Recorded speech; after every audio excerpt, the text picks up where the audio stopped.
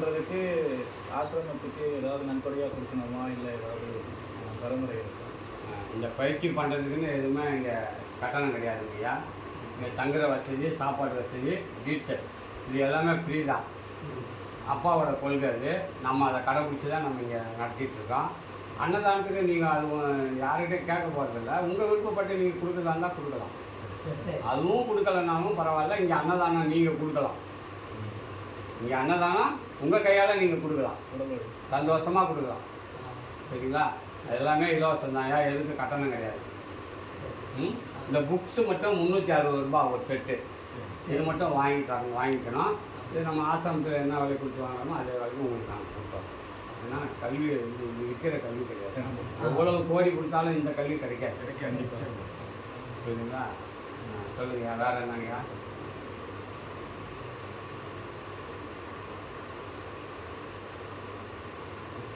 சித்தர்கள் வந்து சித்தர் மொழி அந்த மாதிரி நிறைய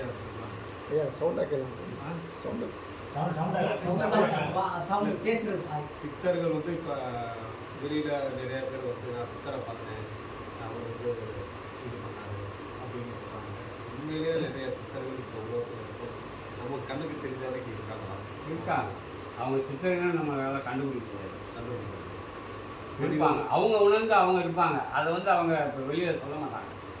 இதில் வந்து விண்டவர் கண்டதில்லை, கண்டவர் விண்டதில்லைன்னு சொல்லியிருக்காங்க.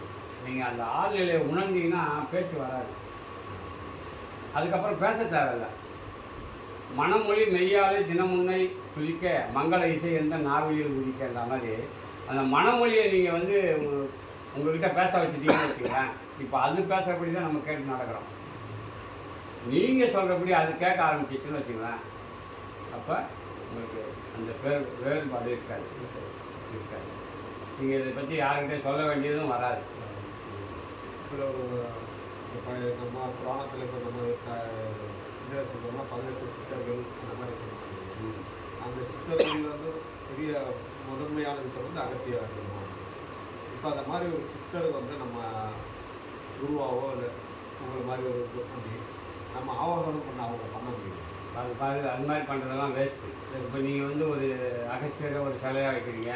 நம்ம சாமி சிவானந்த பரமஹம்சர் நம்ம வித்தை கொடுத்தாரு, அவரை சிலையாக வைக்கிறதுனால நமக்கு ஒரு பிரயோஜனம் கிடையாது. இந்த வித்தையை பயிற்சி பண்ணுறா மட்டும்தான் சரிங்களா? அவர் அட்டைப்படத்தையோ இல்லை அவர் சிலையாக செஞ்சோ மாலை போட்டோ நீங்கள் பூஜை புனஸ்காரம் பண்ணுறதுனால ஒரு பிரயோஜனமும் இல்லை. சரிங்களா? தேவர்களும் அசுரர்களும் நமக்குள்ளே இருக்காங்க, ரெண்டுமே நமக்குள்ளே தான் இருக்காங்க.